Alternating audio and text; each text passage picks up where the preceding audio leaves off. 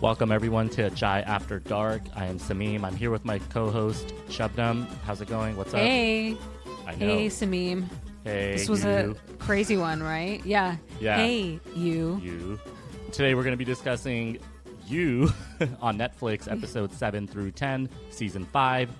Hey, are you happy that Joe Goldberg is going to stop harassing my Netflix screen? For the last 12 years, it's just been you coming or you watch it some more. You know what I mean? Yeah, I know. This motherfucker's been all over our Netflix home screens. Every time you're looking for something, he's there. So I'm really happy that this is over. Yeah, I am. I'm really happy too. It's a crazy series and it was dragging on. So I'm glad it came to a close. I'm also kind of happy we got a little bit of justice, although there's a lot of shenanigans and some weirdness. I don't know how I feel about it. It's a little too campy for me. Yeah. Anna Camp was the campiest and good for her, but she did a good job acting in her role, but the whole season was a little campy. Yeah. I think we said that last week. I think it's really hard to end a series like this with so many murders, so many details that you can't remember everything. They kept bringing in details from seasons 1 through 4. They brought back Marianne. They brought back all these supposedly dead characters. Nadia. Yeah. It's just a lot, man. It's like, I have a life outside of you. It's really hard to keep up with 14 characters, and then you bring them all back.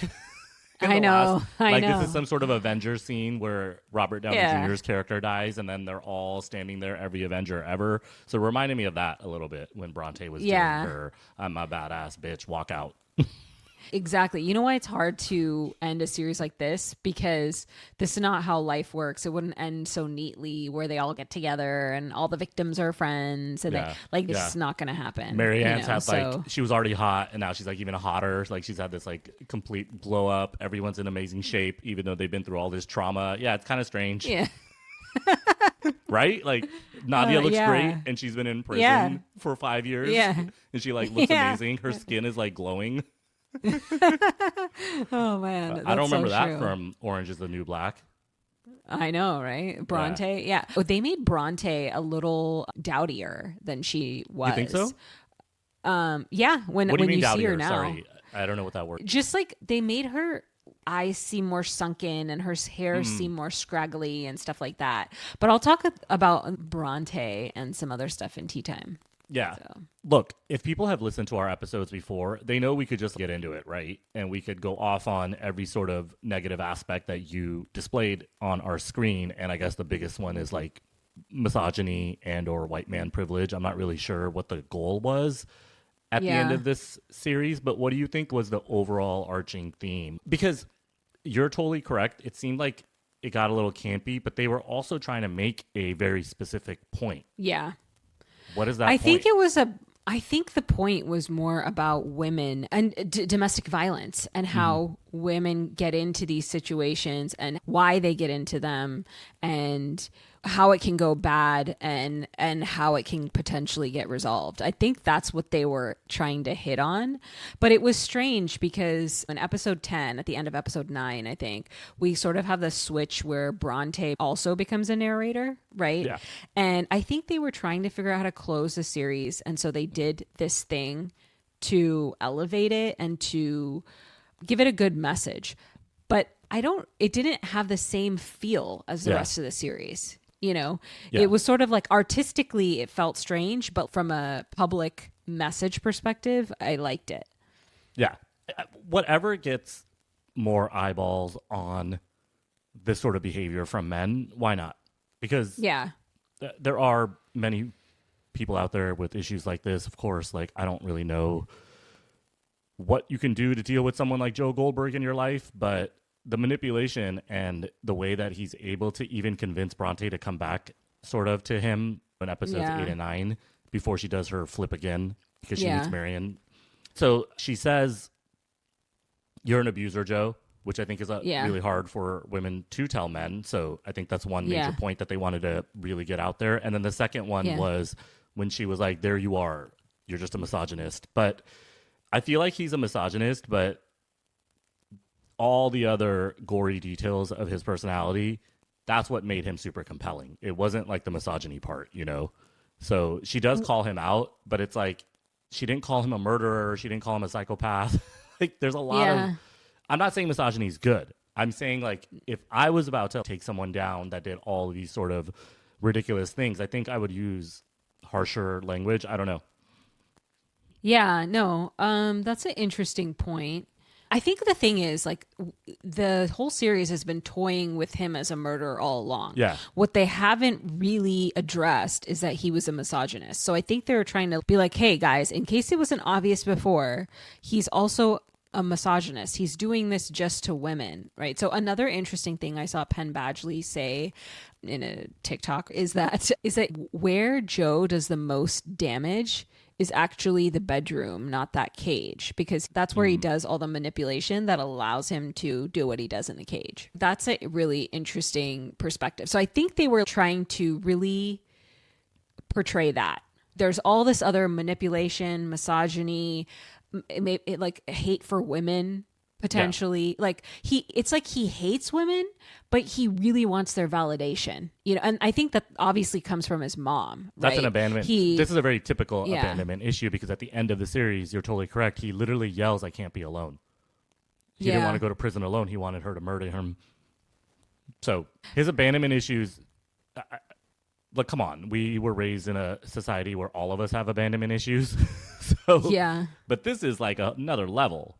Right. Yeah. But they did go into it a little bit further, where he tells Bronte that when he was 12, his mom dropped him off at a group boys' home. And from there, the man was very harsh on him. Right. And then he starts crying during the PR scene with Maddie. So he's got a lot of like baggage and stuff. The most hilarious part of all of this was, finally, I said in the first episode that we did with episodes 1 and 2 for season 5, why has nobody ever said, "Where is your therapy?"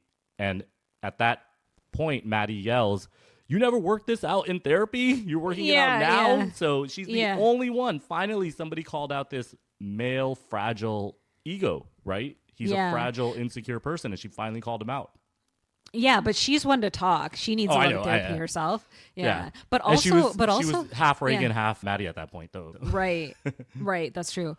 But also, he's not the kind of person that would ever go to therapy unless a court ordered him to, because he doesn't think anything is his fault. He thinks that he's been this victim his entire life, from his mom to that man who locked him in the cage, his father figure, I guess you could say. And from there on out, he's the victim, and he doesn't see himself as like, I've grown up, I've moved on from that. He still sees himself as that kid that everybody victimized. Yeah. You know, it develops a sense of control within you, I think. Also, abandonment issues, like, you really need to make sure that your life is going to be stable. And in Joe's mind, stability comes from women, because he didn't have it before. So I think he's living in a small fantasy world within his own head, beyond the serial killing. I'm talking about specifically love. It's just, I don't know. Would it be better for him to get a roommate, right?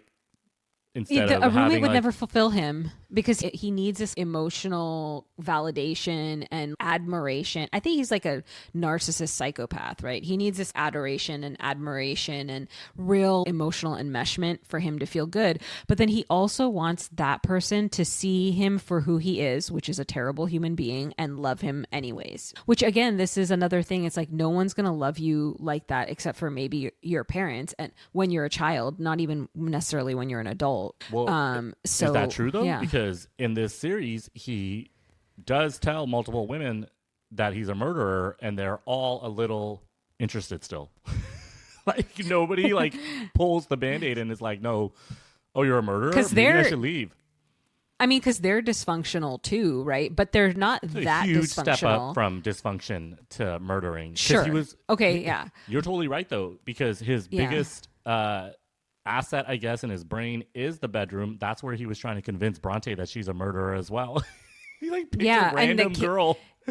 Yeah, and Kate, that she's a murderer as well too, which she is in some senses. Yeah, exactly. Yeah, she's just less directly a murderer, which I don't know, can be worse potentially. I don't know. I think we brought this up last time, is being complicit in something like the same as being involved in it. And it could be, right? In today's well, I don't world, even know that it's complicit. I don't even know that it's complicity with her, right? Because she made fraudulent papers, and she basically created a situation where all these kids would die, right? That's not just complicity. That's definitely direct action. She just doesn't have to like look in their eyes as she kills them. So she thinks that she's a better person. I mean, I really don't think that's necessarily Well, what did you think about Kate Yeah. as a character now? She's been in 2 seasons, so she does seem to be a pretty confused character. She's obviously not all bad. They really try to make her not all bad, but when you continuously call someone an indirect murderer, as she is, she also gave the okay to murder Uncle Bob. There's nothing redeeming after that. Yeah. And they did redeem her. And I don't necessarily like that she was a hero. She should be dead at the end of the episode. I don't mean dead like a real person, like I'm going to go kill someone. I mean like the writing. Not like Joe. Yeah, she shouldn't have survived. I think so too. I think you're right. The writing, I can kind of see how the ending came about. All these women came back, which is great. The power was there. They got the power back, but I guess they also had the power to resurrect. Yeah. So yeah, exactly. They got all powerful by the end of the series. So I don't know. What do you think about Teddy becoming CEO and then switching the entire company to a nonprofit? That's another campy ass thing that I wanted to bring up. That's like the most, that would never happen. Hey, if our parents had some corporation, they gave it to us, are we that goodwill that we would be like, hey, I'm going to turn this entire $100 billion organization into a nonprofit? And the size of their organization is like a Fox Corp, which is a massive corporation. So I don't even know legally if you could do that. I thought that was pretty campy as well. It was so like, it was too good natured.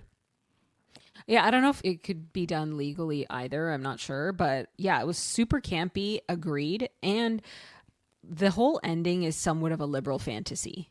I feel like it would never... Yeah, that's a great way to put it, yeah. It's not... Are we about to go anti-woke? No, I mean, I don't disagree with a lot of what they put out there. I just don't think that's how life works, right? No, this was too perfect. Like everything, all this murdering and lying and cheating and everybody's fine. Come on. So this is my title that I put for these 4 episodes.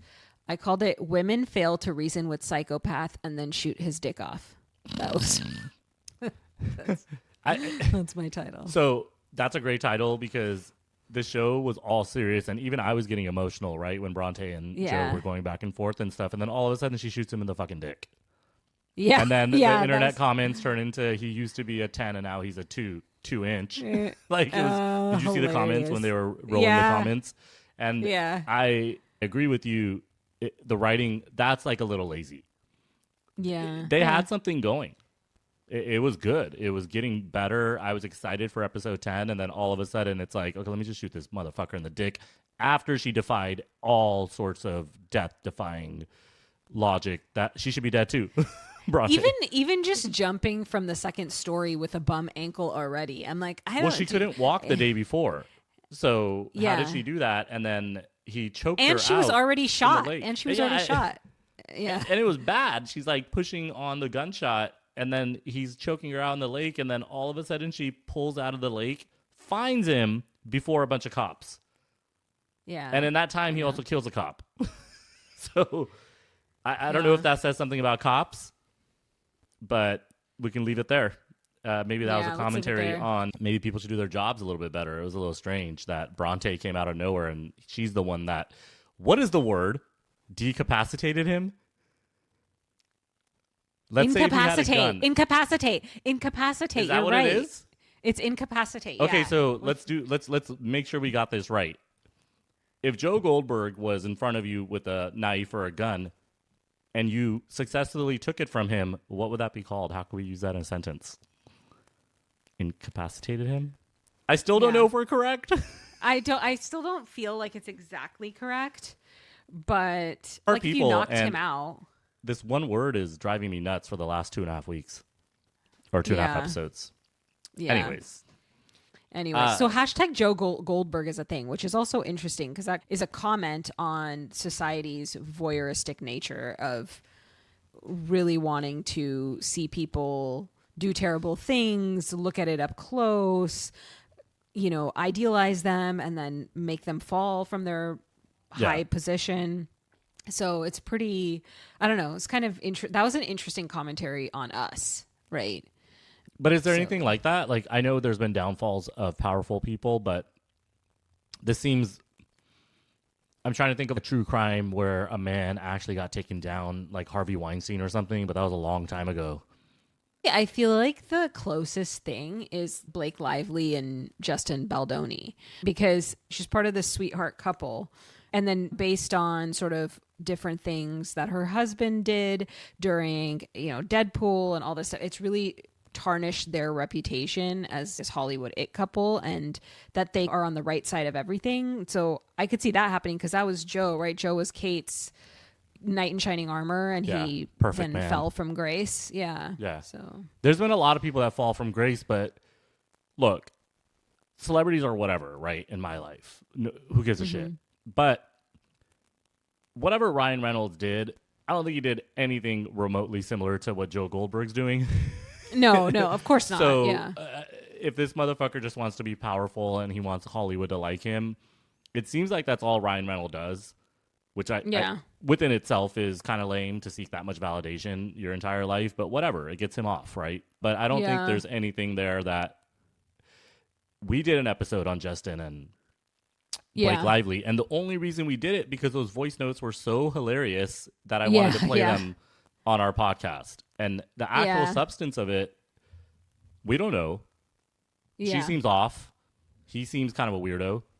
And Ryan Reynolds is Deadpool 24/7. So I don't know. To me, I think it was compelling, and then people are like, oh shit, it's actually not that compelling. Yeah. It fell off a cliff. Can we... But anyways, yeah. Yeah, totally agree. So I want to talk a little bit more about when Bronte had Dane in the cage, and Joe's like, I'm going to leave you here. Just talk to him and you decide his fate. I don't know. The whole thing is so frustrating. Him trying to make her a murderer, right? Yeah. Him trying to make her a murderer, him like manipulating her into seeing sort of his side of things. And she does see it, right? She sees that Dane is a bad guy, right? But she doesn't want to kill him. She doesn't want to kill him because she's a normal person. Yeah. And this is the first girl that's come into this series that doesn't just want to come kill because Joe said so. Love Quinn, Kate, they were killing too. Yeah. So but she lets him go. She says she takes his phone number and passwords and whatever so they can surveil him. Creepy, but better than Joe, right? And so she does that, but then she tells him that she needs autonomy. And they decide that they like trust each other. And she says she just wants to know that he would kill for her, like hypothetically, but he doesn't need to actually do it. And I'm like, what kind of... I don't know. Yeah, it's really... I mean, I suppose everybody wants to know that their partner would like protect them, but he is a murderer. You already know that. So this is not hypothetical. And then he actually does go stab that guy. Yeah. So he can't even respect her when she's like, hey, I don't really want to kill this guy. I want you to listen to me and give me autonomy on how to deal with somebody that did something shitty to me. And he overrides that, disrespects her, and goes and kills someone, which I don't know why I'm stuck on him disrespecting her since he's killing someone. But I'm just saying, like, even for somebody he loves, he can't respect them. Yeah. You know? Well, I think that you're 100%. You're completely correct. I think that's the ultimate commentary that he's doing. Okay, so just to give some context on why murder is the worst thing on earth, in every religion, it's a major sin, right? And I'm not saying all religions are correct or anything like that, but the major sins are pretty like major. Yeah. So murdering someone it's not allowed. This guy is so bad that he's taking innocent women and he's trying to turn them into murderers so he can feel a little bit better about himself. He's trying to he's just like a terrible, terrible person beyond even the murdering. Yeah, he's trying to like fuck them into being murderers. Yeah, it's awful. It's like, it's so nasty too, what writer came up with this. But it's pretty gross. Yeah. The only situation I know, it's just so bad, right, Shabnam? Like, people that are married to each other and they would like murder people and hide them in their basements. There's like stories, right, from the 50s and 60s. There is stories. And stuff. Yeah, there's totally it's stories. Pretty bad. Yeah, it's and you know the sad thing is, as crazy and as bad as it is and as clear as we can see that because the show made this story that's allowing us to talk about it, I don't think this is like so uncommon. Like you're saying, we've heard of stories. I'm sure there's a lot of stories we don't hear about. It's really, really crazy. This guy could have, but if he would have gotten her to kill, it would have been his ultimate success.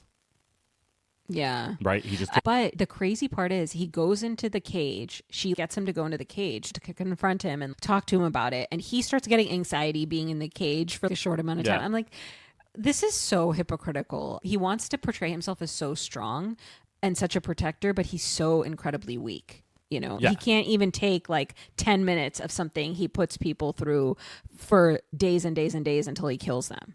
You know, I mean, that's the point. And that's what every hypocrite in the world is, right? It doesn't have to be putting themselves in a box. They're not going to do anything that they inflict on others. That's the whole point of being a narcissist, right? Yeah. He's never going to take it.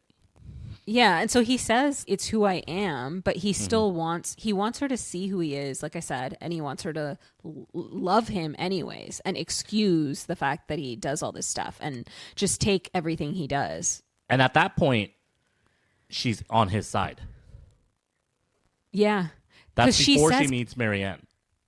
But you know why she's on his side? Because she tells him, no, you're doing it because you think that you have to prove your love to people, but I can love you anyway. You just need to trust me. So she doesn't believe him when he says, I'm a murderer. This is who I am. She's like, no, you're great. God, and I'll fix you. My love will fix you. Right. And this is a thing women do to a lesser extent, hopefully, and not as often to this extent. But like a lot of people will be like, oh, no. Like, I mean, even just little simple things, right? Oh, I don't want a relationship. And then they'll try it anyways. You've been in that position.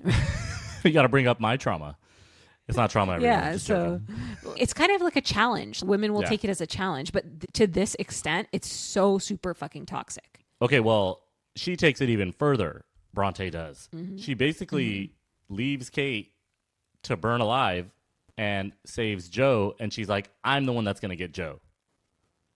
You know Isn't why that crazy? I thought it's really, really crazy, but the only reason why in the moment I was kind of okay with that was I thought that she touched Kate's body, she like moved Kate's body around. I thought that she knew that Kate had died, and so she was like, there's no way to save her, and the fire is burning, so he's Joe's still up. alive. Yeah, I get it, but it's the lazy writing I think we already discussed where everyone just comes back to life very conveniently. Yeah. She's either dead or she's not. If you put your 2 fingers on a pulse, like you should be able to feel or hear something, but whatever. It's a high stress situation. I don't know what I would do in a fire that my sister-in-law who just killed her sister set. Right? So it's like no, it wasn't her sister-in-law. It was Joe's sister-in-law, but Joe's sister-in-law. Yeah. But she had to leave her there because Kate had to come back. And the thing that I wanted to bring up about Kate also is why is she not in jail at the end of the series as well? That's another strange plot point that got missed. She should 100% be in prison or jail. I think they should have let her die. And I think they wanted to wrap it up where Henry gets her back as a mom. But I think they should have just had Teddy adopt Henry because she is not a good person either. Like the thing is, if you look at all the other women when they were confronting him in the box, they were all really emotional. She was really unemotional, right? And I think that's because she knows how to deal with this kind of person because she had the experience with her dad. But I don't know, maybe that says something about her potentially as well, right? Yeah. That she's really, really shut off. But the other thing I didn't like about those scenes of them trying to, like Nadia getting all emotional, and then I'm calling her Nadia, the Western pronunciation, because that's how Kate calls her, but like Nadia also, she like her getting all emotional, crying to Joe, and then Marianne get crying to Joe. Again, this is another fantasy, and I feel like I thought they were about to bring back Beck. Just kidding, Beck's alive seriously. Too. Yeah, I know. They're going to bring everyone back. But it's like this confrontation fantasy, you know, and I feel like when people have trauma, you always have this confrontation fantasy. One day I'm going to get to confront this person. Yeah. A lesser version of it is wanting closure in a shitty relationship too. And you never get it because when people treat you badly, they're not going to validate your feelings for closure or give you any, you know, any acknowledgement. only if the other person wants the closure as well. That's the only way it would happen. You're totally correct. Like, I tried it last week. I already told the story on Tuesday, but I shouldn't have gone. Like, it fucked up my day, right? And that's such a lesser version of this, right? He's a complete sociopath. He thinks everything is his. And I use these terms, psychopath, sociopath, narcissist. I don't really know. Like, I'm not a psychiatrist or psychologist or anything like that. I'm just using them colloquially. But he thinks he's the biggest victim. So he's never going to see what they did to him. And he never does. So it's falling on deaf ears, and they just keep doing it. And I feel like it's for the watcher more than it's for him, right? But it's weird because I'm like, you're not getting anywhere. So what is the point? I feel like in a real life scenario, there would be nothing that you would get out of that except for more frustration. Because that kind of person will never acknowledge and never validate you. Then why do they come back? Yeah, I guess it was just for the TV show. But yeah, to have that many exes in one room in front of a murderer seemed a little... You're right. I think it's a very forced sort of fantasy. And yeah, to have like breakup conversations like a few weeks later to get some closure, I think there's some good that can be attached to it because you want to learn and what you did wrong so you don't do it in your next relationship potentially. So there's some good that can come from it. And it's usually at a time where the bad breakup has already passed. So I do understand sort of saying your piece, but Joe's piece is, I'm right, you're wrong. I did a lot for you. Why can't you see that I did all this good stuff for you? The narcissism is probably the biggest trait that I can see when things come out like that. And the murder is almost secondary. That's a biological function that he needs to get out because they show it when he wants to murder Reagan's husband. He starts stabbing the chair. And then he's like, okay, I'm really happy for you guys.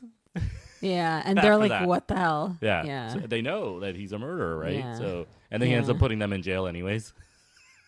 Yeah. Right so after insane. that scene. So I didn't see that coming. I thought him, Maddie, and Harrison, right? What's the... Yeah. I thought they were going to like be all okay, but right away he's like, nah, I'll go to prison. So it's not just the murdering. So I've actually thought about this a lot. Like, and I'm going to tell you where it came from, and it's random. No one's going to be surprised. But do you remember that movie Barbershop with Ice Cube? It came out in 2001 or something. Yeah. And then there's 3 subsequent barbershops or something like that. But the first one is classic, right? Southside Chicago.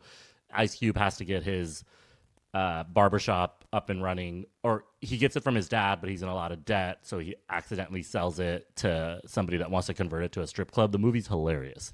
Anyways, his cousin is trying to rob an ATM down the street. So they take like Ice Cube's truck or something like that, and they like try to grab the ATM and steal it. So then he calls his cousin and he's like, why the fuck did you use my truck? And he's like, wait, the cops think it's your truck?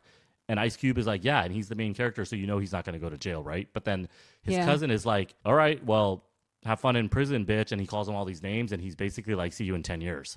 How could you send someone to jail or prison, right? And that's another thing about Joe and Kate that I wanted to bring up is we keep talking about murdering and manipulation and stuff like that, but to have somebody sitting in jail or prison locked up because of something that you did, and you're supposedly supposed to be a good person, Kate, or I guess she's not, but, and also in that Ice Cube movie, that guy's not like a complete degenerate, though he's supposed to be. Yeah. It's a really strange thing that happens in movies a lot. Yeah. Yeah. And it makes me like, and think maybe in the world. Almost worse. Oh, of course. Yeah. I don't know if it happens in the real world. I'm sure we know innocent people. I'm sure it does. Yeah. But to like have that sort of like personal level involvement, it'd be wild. You got to live with that. I understand you murder someone, but look, when you murder someone, that person's gone, right? Yeah. It's fucked up to say it like that. But when you don't murder them and you put them in jail, they're just sitting there and they know what you did. Yeah. So I don't know. It's pretty bad too. Wild. Yeah, it's really crazy. Okay, so we have to talk about the conversation between Bronte and Marianne before the... Is it Marianne or Marianne? Marianne, right? I think it's Marianne, right? E-N-N-E? Yeah. I don't know. I think so, yeah. So before the whole bookstore burns down and Bronte comes around the bookstore and she lets Bronte in and she has this deep conversation with Bronte where Marianne jolts her into realization, right? And she says, men like Joe catch you off guard, even though the voice in the back of your mind is saying, don't be fooled, because it feels so good to love him and be loved by him. And she says, it can't be you being fooled because you're smarter than those women that you basically judge, right? And he's got you so fooled, you don't know who you are. I was just like, that's all it took. And then she reversed. Well, and that's the part that I don't think is realistic. I don't think it's that simple and that quick, right? I think maybe these realizations happen over time, but they're not that quick, right? Well, it was pretty convincing when 3 people walk in and they're like, he was a murderer and he technically murdered me. And she even looks at Joe, right, Marianne, and she's like, you should have killed me better, right? So yeah, that sort of stuff is truth and it is evidence. So Bronte saw that or experienced that. And then she experienced it from Kate. She experienced it from Kate and from Marion, because Kate also has a conversation with her when Kate goes to visit her in the apartment when she's packing up. But Kate's a little more removed. She's a little more cold in the conversation. Marion's like very empathetic, you know. Also has Beck, and she knew that he killed Beck too. That's initially how she started all this. So to go off on that because of falling in love with him, essentially, that was kind of strange to move away from that. And then she came back to him. Then she went away from him again. So Bronte realizes that he killed all these people, but for her to not believe it in the middle of the series, I didn't really buy that, right? Because all these years, think about if you watched some propaganda network for 3 straight years. Every day, 4 hours a day, 6 hours a day, whatever it is. That's what her, Dom, Clayton, and Phoenix were doing. They were taking in all kinds of anti-Joe propaganda, and then she meets him all of a sudden. She's like, no, he's cool. He's hot.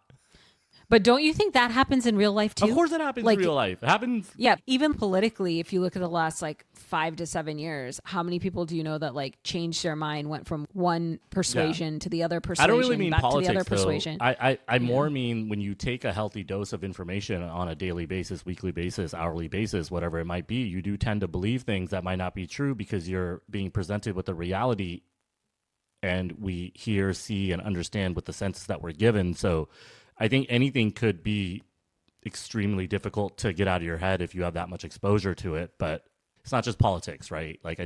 I also think it could happen with anyone and any subject. Yeah, you're right. And I think it's also related to her individual trauma, right? And somebody in that position's individual trauma, he's fulfilling some kind of need of a form of a complete love that she feels like she didn't get. And that's why it's so alluring to her. Everybody wants it, right? And then when Marianne says, this is how good it feels when he gets you, I want that too. Of course I want it, dude. You want someone that's so invested in you, but it's almost unnecessary, right?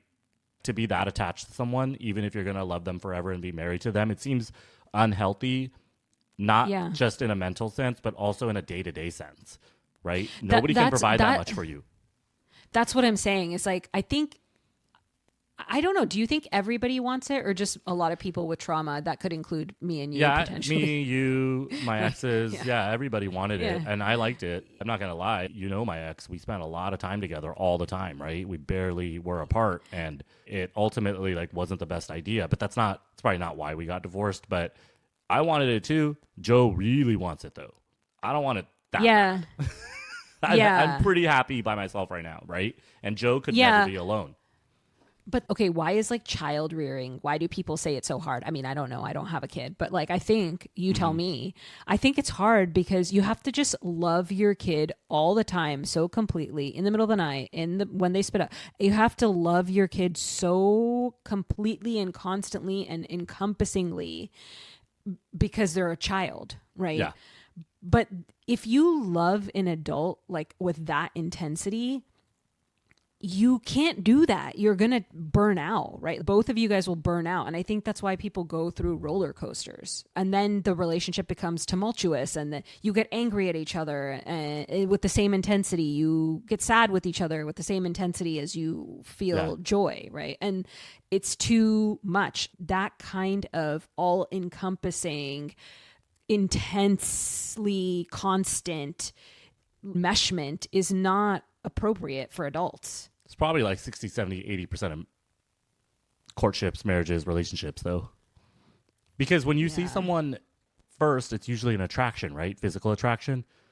Yeah. So that physical attraction, you start building upon it, but then it's like, why? You started off on a weird foot that might change in the future, like just physical attraction, right? So I don't know. I think that's probably why things go down south pretty quick on 50% of marriages. Maybe it's just we're not dating with intent, right? Joe's only dating for not even love, like he's dating for obsession. Right? Yeah, and he's dating for someone to fulfill his trauma. Empty trauma, insecure heart, right? So versus he's so soulless. Yeah, versus, you know how people always say, marry your friend. How do this long relationships last? It's because these people are friends, right? And that's the thing with your friends, you have boundaries. Like you can't expect your friend to all the time fulfill every need. And I feel like that's what a stable relationship is. Like sometimes that person's not going to be able to fulfill your shit and you have to be okay with that and then be their friend still. Like, you know. If anybody wants to fulfill my shit, I'm ready. I'm just kidding. But I'm glad you brought that up because I had some weird thoughts last night. And I'm hesitant to bring this up here, but it's not real, everyone. It's a joke. But I've been watching basketball a lot, right? And I've been talking to you about it. We went to the Clippers Warriors game in San Francisco a few weeks ago, which was super fun. Basketball's been on every single night because first round playoffs, second round playoffs are going on now. Yeah. But there's multiple games because there's still so many teams involved. I was watching basketball last night, and then Sophie left early because she was promised presidency of mock trial for 2 years, and they didn't give it to her yesterday, so she got upset. And then her mom and her went home. Yeah. So then I started watching basketball. I was pretty sad. And what you just said about kids in general, I was feeling her. I was feeling her being down. And disappointment. I could literally sense it within myself. But then I started watching basketball and stuff, and I was like, man, it'd be really nice to have like a dude here and we're like just talking about basketball and then we maybe go play basketball. Like we don't do anything sexually, but I can kind of see the appeal of having somebody around just to have them around. And I try to go gender fluid only because to sort of prove the point that you're making where it's not so much the gender, right? And I think we brought this up a little bit a couple of days ago where if Joe found like a super cool dude that read books with him and, you know, they wrestled a little nakedly, don't you think he'd be satisfied? That's the route he probably should have gone. And it's giving me some thoughts where I'm like, maybe I can go hiking and swimming and surfing and play basketball. You know, I think the sexually would mess it up, right? Like, I'm not having sex right now, so it's all good. Well, yeah, but I'm saying like, okay, in relation to Joe and maybe even in relation to you, right? Yeah. Whatever gender the person is, like say it's a person that you're definitely not having sex with. Yeah. I feel like having sex with someone, especially if you already have these tendencies, it facilitates a meshment. Yeah, I get it. Yeah, right? of course. Yeah. It's a natural It's act. another aspect of it. Yeah, but then if you take that off the table, it kind of means, okay, well, maybe this is not a romantic thing. So then what you're talking about is a friend, right? And that's a good thing. Like a real friend. Like a mentor, like a roommate or a mentor or something, right? Like an enmeshment partner. Give each other blowjobs and everything. Sorry, that's a White Lotus reference. Shout out. Yeah. And in a sense, now I forgot I totally. Oh, my bad. I should have thrown blowjob out there. You were saying, like, all I want is a friend. Like, I'm describing a friend. But that's actually what your partner should end up being. And in a sense, that's how your parents should be when you're a kid. They should be your friend, although they need to like wipe your ass and all that.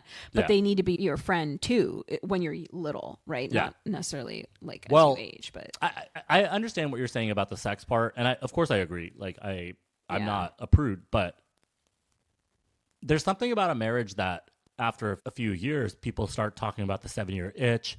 In the 50s, it was really popular, like Lucy, the sitcoms, they had 2 twin beds, right? Mm-hmm. And I know in our community, a lot of people, you know, their parents sleep separate. I'm not going to say, I don't know how I know that. I just know that because when you go to people's houses, the dad's got his room, the mom's got her room, right?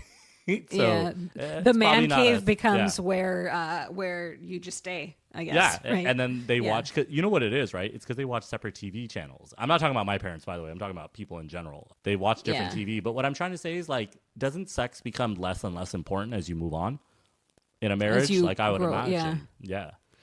And I almost think like this 7-year itch and stuff, I feel like it's more realistic when you're younger, right? And nowadays, a lot of people are like first marriage, second marriage, right? Because you're like younger, so maybe you want. I'm right here. No, I mean. No, I mean, because like I got married in my later 30s, right? So people will be like, oh, statistically, you just avoided your first divorce or whatever, right? People will say stuff like that because people get married younger and then they want to just like bang a lot of people. They get married to someone because they want to have sex with people, and then they don't necessarily like that person, or they end up not being attracted to that person in a couple of years or whatever, and then they get this like 7-year itch and all that crap. Oh, yeah, right? you change when you're 22, 23 to when you're 35, both of you look completely different.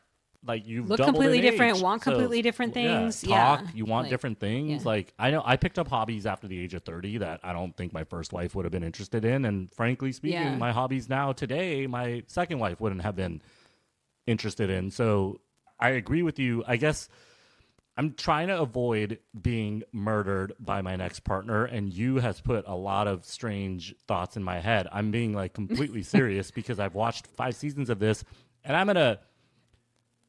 Okay, look, like I was hesitant to bring this up, but since this is the last episode that we're doing, when my wife and I separated, it's already 2025. When we separated in 2023, I watched all of season 1 of You for some reason. I just binged it the day we separated. I don't know why. Yeah. And I had already watched it. So I knew what I was about to watch. And I don't think it's because I was like, oh, I need to watch Joe Goldberg hate women and it's going to make me feel better. I don't necessarily know why I watched it. I think I know why you watched it. But why? Why do you think I watched it? I watched it that weekend and I watched all of it. I think you watched it the same reason a lot of people watch it, and you binge it the same reason a lot of people binge it, because a lot of people can relate to having trauma and wanting someone to enmesh with them. Yeah, it had nothing to do with the murder thing, right? Like he hadn't even murdered Beck, right, until the 8th episode of season 1. So I did, but I wanted to watch it because there was some comfort to it. A lot of people want someone to see who they are fully and accept them, and who they are fully is nothing that bad. They just have some regular ass weaknesses, right? I feel like I've had that in my life. I've had major insecurities for things that are relatively normal, and I do love that my husband accepts me for those things, but that's a lot different than someone like Joe who's like, hey, can you love me even though I'm a murderer? It's like, no, you got some work to do. So Captain Save-A-Ho over here, Joe. Okay, last thing I want to bring up. Remember how we brought up how he gave Bronte an apartment and fell in love with her way too fast? This castle shit was really pissing me off. I'm sorry. That was the final nail in the coffin of our manic pixie girl dream sequence. She wants a fucking castle. Come on, shut up. I'm sorry. Well, I get that she was like manipulating him and she was trying to get him to like give her something, but a fucking castle, that's where you went? Well, I also don't like her for that reason, but part of that is that she thinks like all of a sudden she's come to terms with the fact that she can peel herself away from the addiction of being loved by Joe, and she's like, now what I'm gonna do is like manipulate him back. It does not work like that. Because she started doing the narration in her head and stuff. She was really trying to get Joe back. You need to grow the thick scabs of Kate before you can fuck with someone like Joe. She should not have been the hero. You're totally correct. It should have been Kate, Marianne, even Nadia. It could have been anybody. Bring Beck back, bring Love Quinn back. Bring Peaches back. He's like Peaches with self-defense, by the way. when Peaches would have been great. She's like, you didn't kill me either. Yeah. For her own sake, she should have been like, you know what? I can peel myself away from this addiction that I have of him. Yeah. I should move the heck on. Like, it's terrible. I mean, other than her being, she wasn't a murderer, but she was just like Joe. She wanted all the love connection and the enmeshment. She wanted the fake fantasy. She wanted the fucking castle. She was like one of these like TikTok girls that are on the internet a little bit too much and they think they can make a difference, but nobody else can. Even though Kate had the inside track to take Joe down, right? So she kind of took over. Yeah. It was a little bit too Brontosaurus. Yeah. She grew up a little bit too much. She's like, I'm not Bronte, I'm Luis at the end of it. I'm like, do you literally just cosplayed Bronte? Like, yeah, totally. The one thing I didn't like either, she's making it seem like he sought her out. Bitch, you were in his bookstore breaking in and stuff. You started all this. Did you forget? Yeah, it's so true. I guess he started it. He killed her TA, but Well, yeah. There's two major things that we need to just touch on. The first thing is a conversation with Henry and him when Henry calls him a monster. You always told me there was no monsters in my room, but you're the monster. And I was like, damn. Man, and you can see that cut him so deep. I think that's what made him really lose his shit. It cut me like, too. Are you kidding me? Yeah. Imagine your kid saying that to you. It cut me too. I was a little emotional when he said that. I don't think I brought it up for that reason. He deserves it though. He totally deserves it. And a lot of people maybe even can see themselves feeling like that as a kid about their parents, you know? Yeah. Yeah. That was a great scene and it's hilarious. Okay, this like guy comes out of nowhere and he like logs into the kid's server. You know how illegal / difficult that would be? Like he logged into a Roblox server and then Joe was like, "Hey, what's up?" Like it's the most creepiest shit, dude. So yeah. No wonder his kid weird. called him a monster. Like, yeah, I'm like just for that. Just for that, that's a monstrous thing to do. Yeah. Right? So I'm really sorry, Shabnam. I'm going to do it again. Dexter, what?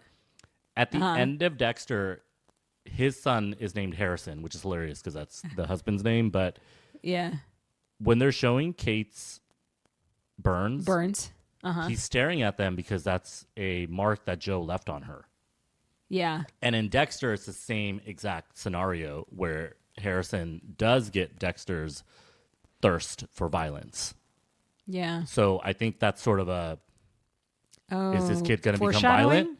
I don't think it's foreshadowing because I think the show is done. I just think it's think about it. Like this kid's not safe yet. I think that's what they're trying to say. He's not safe yet. Yeah. Because he still has it in him. Okay. And then the last part, you called it in our first episode on You. What is it? Where you were like, all these women are going to want conjugal visits with him. And you were exactly right. That's literally the last scene. Richard Ramirez, the Night Stalker. That guy had sluts. Of course, this hot-ass Joe Goldberg educated motherfucker is going to have... She was like, fuck me in that letter. I was like, ugh. They were showing what they wrote. I'm like, ugh. And then he says, why am I in a cage when these crazies write to me about what they want me to do to them? Yeah.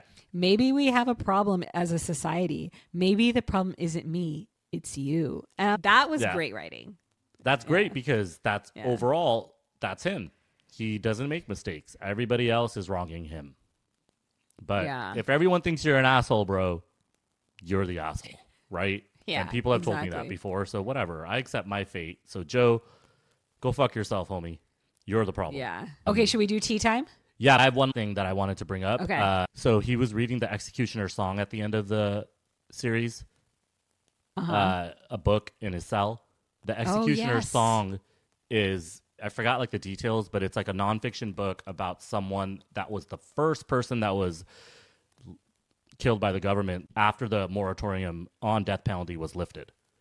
Wow, okay, interesting. And the craziest part about the Executioner song, the guy, I don't remember his name. I think he started with a G. I don't know. He petitioned to get the death penalty. And they were saying, you have every right to not be killed. And he's like, nah. Oh, wow. He was like, he wanted to die. He'd just rather die than be. Interesting. There it is. Oh, that's so what that's Joe what wants. it is. Joe would rather die. Oh, interesting. Yeah. That's it's pretty so wild. This is a very campy ass show, but that book to be in on the last scene, it's pretty wild. I was like, holy shit, dude, some English literature PhD person came in and put that last reference in. That was a great reference. Well, that's what's interesting about the show. The conversation with Henry and the conversation in his cell. There's a lot of magic, and then there's just some weird shit too. You know, and what I was reading and listening to the actor saying is that Madeline Brewer, who plays Bronte, was saying that with the fight scene with her and Joe, she started to internalize it and imagine it so much and become the character so much, and they had to do it so many times that she ended up needing to take a break because her body just started kind of holding the trauma, and she started feeling so much anxiety. And then Penn Badgley, he said for Joe's character, remember in the bedroom when he's in his underwear and she's like holding him at gunpoint? Yeah. So he said that he was supposed to be wearing wife beater, but he said, I don't want him to wear a wife beater because I think he should be like as close to naked as we can make him, so that it's very clear that he was about to have sex with her, and kind of just like it's super raw. That's really interesting. I think Yes, any fight scene like Jackie Chan and stuff, those guys are in amazing shape. But this has so much trauma involved, right? And they've been making this series for 5 seasons. She's probably watched all of it. And a good actress is, of course, going to internalize what she's supposed to be feeling. So I can understand. And I think you've taken acting classes, right? So I don't actually know if that's a real thing. But internalizing the pain that you're displaying on screen, it must be tough. Yeah, I did take an acting class. And that's actually what's interesting about it is I took a type called Meisner. And part of what you do in Meisner is you do these exercises where you sit with one partner and you guys go back and forth, like really looking into each other's eyes and talking about like how you feel. And it's interesting because when you do that, it's so easy to take on the other person's emotion. So it's kind of like an empathy exercise. Yeah. And it's really interesting because now I wonder if you take someone like Joe and you force them to do those exercises, whether he'd be able to learn how to empathize with people more, or maybe he's just like so dead he can't do it. I don't know. I mean, have we ever tried? Come on, if you get caught for murder, anybody in this country is going to get a lifetime sentence, or at least 30 years, 40 years, 50 years, right? So in terms of rehabilitation, I don't know if that's our country's thing. Right? Yeah, I don't think we definitely don't do it very well. Yeah. Well, I know in Norway and Sweden, they have 20-year sentences for murder, right? 30 years, I could think if you're like really ridiculous, but a lot of that is based on rehabilitation. It's not based on just, you get 20 years and you get out. It's not as simple as that. Yeah. But also, maybe we need to just try like Meisner acting class in jail and everything will be better. Who knows? Yeah. I mean, theater and drama in jail probably helps these motherfuckers out, right? Could be a good thing for them. That's true. Yeah, I've actually heard that, that, and even like comedy and stand up in jail and stuff. Like I've heard all these things are, they're therapeutic. Being creative is therapeutic. Well, Joe's gonna read, right? That's all he's gonna do, and he's gonna read. Well, that's all he can do. He doesn't have a dick anymore, so what else is he gonna do? I know we already talked about it, but come on, let's just end it here. Yeah. Motherfucker got shot in the dick. I get it. He's a misogynist. He's a ridiculous, terrible person, but I think it was a little quick. It's a liberal fantasy, right? Like, is it? Hey, all the women you guys want to be shooting dicks off, let us know. JaiAfterDark.com. No, please don't email us that. Yeah. Okay, well, cool. Anything else? This is really interesting. I'm feeling really bad about the male species. I don't know. Are we all like this? They said we're all like this at the end of it. Well, she didn't say that. She said the reason why women are into men like you is to run away from men like you, which I'm not 100% sure what that means, but that's what Bronte said. She said, yes, you're right. She said that the reason why women keep the fantasy of the man like you and the reason why they fall for the fantasy of the man like you is to get away from the truth of the man like you. So basically what she's saying is shitty men like you traumatize women, and then that's why they want this fantasy of somebody's all-encompassing love. I agree with that. I mean, it's kind of what we've been talking great. About I like time, he sucks. Yeah, There's nothing here that redeems Joe Goldberg, and I think he's done terrorizing our Netflix screens like I started this episode, and I'm happy. Let's move on to the next. And so what are we doing next? Crime shit. Well, it's not crime, but we are going to be reviewing Shabnam's favorite workplace, Twitter. Breaking the Bird on Max. Yes, we are going to be doing 2 episodes next week on Breaking the Bird. Everyone, please check it out. They'll be released next Tuesday and next Thursday. That's right. Not to be confused with Flipping the Bird. No, I'm going to go do that later. Yeah. I'm going to go dingle the bird. Sorry, is that a real thing? Joe can't do that anymore. He can't dingle no birds. Later, y'all. Bye. Later. Hey, all of a sudden, we forgot, but Jai After Dark everywhere, all socials. Please leave us a review. Please rate us 5 stars. Subscribe. Yes. Yeah. Give us a review. We don't have to tell you. Look behind me if you're on YouTube. We just got these signs, right? So we're putting some effort in. Let's go. Later.